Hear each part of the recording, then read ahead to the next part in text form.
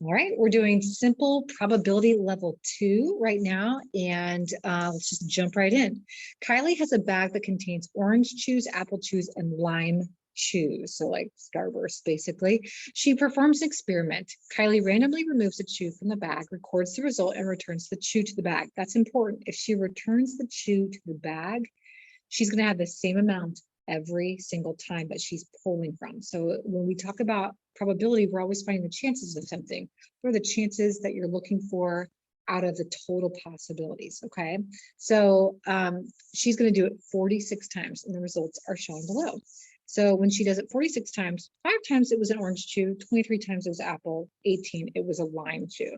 So the question says, based on these results, express the probability that the next chew Kylie removes from the bag will be a flavor other than the lime as a decimal to the nearest hundredth. Other than lime, okay? It's not going to be lime flavored. And so we're going to look at what are the total possibilities, okay? 46 times that she's done this, she's pulled those out, okay? And then she returns it. So we're returning that chew to the bag, right? So each time we're going to have that same amount in the bag. Our denominator is the same. So to get something other than a lime, it means she's going to get either an apple or an orange. Well, all together, we have to add up all of those. They make 46 possible times. We already said that, right? The ones that we're looking for, the ones that are not lime, are the 5 orange and the 23 apple. You add those up, and that means 28. We're looking for those 28 possibilities. 28 out of 46 is going to be your fraction. When they ask you to ever round or anything like that, you know you're going to be dividing. If they ask for an exact amount, you're going to keep it in fraction form, and you're going to get a more precise answer when you just keep it in fraction form. When you divide and you start to have to round a decimal, it's less precise. But this one said, let's see here, what's the probability as a decimal to the nearest hundredth? So you just take that fraction, and instead of just simplifying it, just plug it into the calculator, 28 divided by 46, and you get this decimal. Okay, it goes on and on forever without a pattern here. And so you want to round to the nearest hundredth. So you look 2 decimal spots out, that's the hundredths place, 0. And you look to the right. Is it going to be higher than 5 or above? Then we round that number in the hundredths place up. If it's going to be 4 or less, we let it rest. 5 or more, up your score. 4 or less, let it rest. So 0 is next to 8. I kind of call that 8 like the mama. Mama tells you what to do. 8 is saying 0, up your score.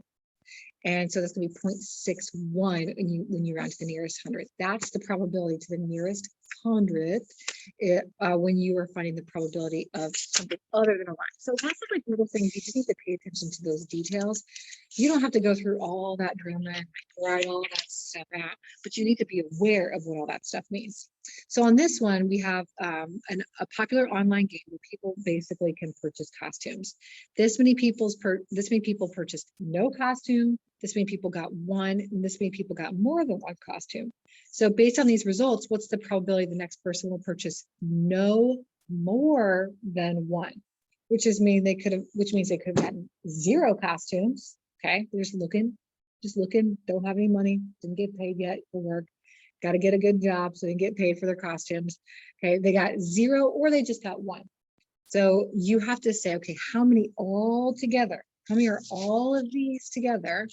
And then we're looking for how many people had either none or 1 that they purchased. And so you combine those.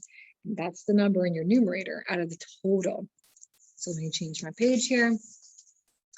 Add them all up. It was a total of 486 people who were costume shopping that day. And then the 2 possibilities, that would be 1 or less or none or 1 costume purchased, is 467. So it's 467 out of the total of 468. Since they ask you for the answer in decimal, no, what did they say exactly? It said, I mean, obviously, percentage. It says, express the probability that the next person will purchase no more than 1 costume as a percent to the nearest whole number. Sorry, I'm reading my paper right here. Okay, so that's part of the problem. And so what we have to do is we divide. Fractions are big division problems, right? We divide, we get a decimal. Okay, when we change it to a percentage, we scooch your decimal to the right. So times 100. Okay, and that is 96.09. So all we did was scoot our decimal over to the right twice. That's our percentage, but we don't want to write that forever either. We want to cut that percentage off. And they asked you to round to the nearest whole percentage, right? Or no, no, I already forgot. Yeah, nearest whole percentage. So you're focusing in on this, the ones place. You look to the right. If it's 5 or more, you're going to up your score. If it's 4 or less, you let it rest. 0 is not telling you to round up. 0 is saying just let it rest. So you let it rest at 96%. That's the nearest whole percent. So just be really careful with your wording. Watch the wording and watch exactly what you're looking for. They didn't say how many people got one costume. They said how many got no more than one. And those are the little things that are going to trip you up. So pay attention so you can get it right and move on to the next topic. Yay.